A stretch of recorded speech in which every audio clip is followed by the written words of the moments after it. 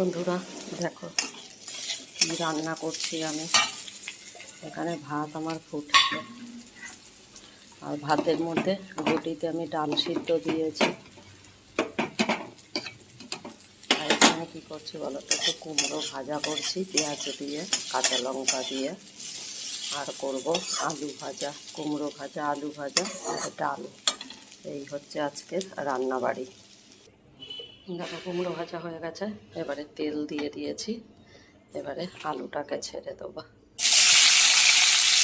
পরিমাণ মতো নুন আর হলুদ দেবো, দিয়ে ভাজা দেবো। দেখো আলু ভাজা হয়ে গেছে, আর তেলের মধ্যে শুকনো লঙ্কা ফোড়ন দিয়ে দিয়েছি। এবারে পেঁয়াজটা দিয়ে দেবো, ভাজা ভাজা হয়ে গেলে তারপরে ডালটা ফোড়ন দেবো। দেখো পেঁয়াজটা আমার ভাজা ভাজা হয়ে গেছে, এর মধ্যে আমি ডালটা দিয়ে দেবো। ডালের মধ্যে নুন হলুদ দিয়ে দিয়েছি, এবারে ফুটে গেলে নামিয়ে নেবো।